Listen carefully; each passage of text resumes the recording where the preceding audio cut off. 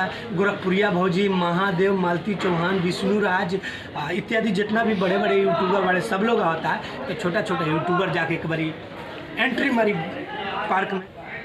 नमस्कार प्रणाम, हम बिट्टू बाबू उर्फ पीवी ब्रदर लोग स्वागत बा हमारा न्यू ब्लॉग में। तो लोग हमारा ब्लॉग में बनल रही। आज के वीडियो एगो खास होके वाला बाटे। खास होके वाला का बाटे तो हम बताओ तनी। अभी बनल रही हमारा ब्लॉग, कुर्ता पहन ली न तो कहलो कि सारा आई तो गंजिए पर वीडियो बनावता।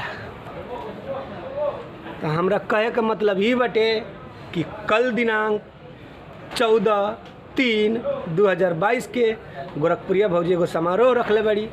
तो रौरा लोग वहाँ पहुँची और अपना अपना चैनल के प्रमोट करवाई फ्री में।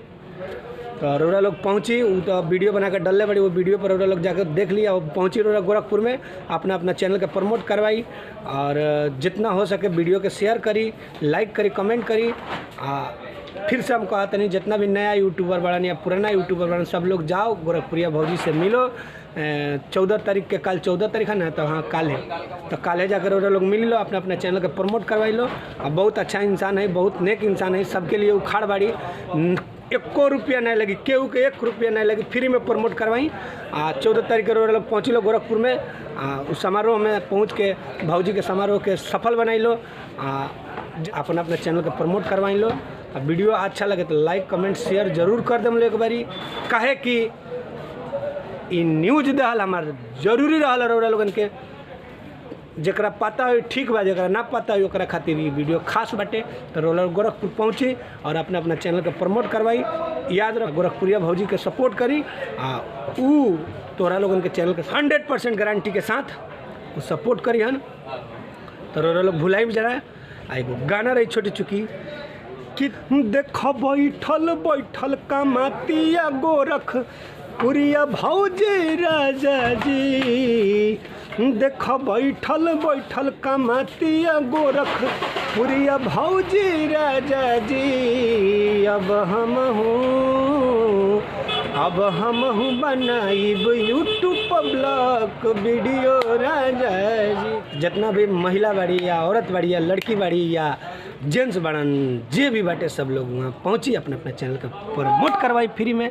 अब वीडियो अच्छा लगे तो लाइक कमेंट शेयर करी। या नहा के आ गई नहीं और लोग देख सकते कि गंजी पैंट कुर्ता सब पहन ले बानी। हम गोरखपुर ना जाए कैसे कि हमरा कलकत्ता में बानी, जाए में बहुत टाइम लग जाए, इसलिए गोरखपुर ना जाए खातिर सॉरी। लेकिन आप लोग जाई जा, अपना चैनल के प्रमोट करवाई जा फ्री में।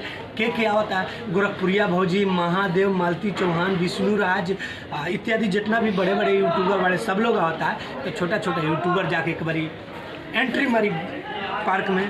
पार्क के नाम हमरा याद नहीं थे बाटे, भूले में लो ना। सब लोग आता है, रोड लोग अपने जाके फ्री में चैनल को प्रमोट करवाई। वीडियो अच्छा लगे तो लाइक कमेंट शेयर करी। कल दिनांक 14/3/2022 के भूले के नहीं के ना भुलाए के बा। जे भी भूले ओकरो को बताए के बा कहाँ गोरखपुर जाए के बा, कहाँ गोरखपुर। तो अपन गाड़ी स्टार्ट करी। कल 10 बजे से लेकर शाम 3-4 बजे तक कंटिन्यू लगातार होली मिलन समारोह होगा। आप लोग समारोह में ड्यूटी हमारा भौजी से हमारा प्रमोट करवाई अपना चैनल के। तो इतना कहकर अपना बाड़ी के विराम देता जी।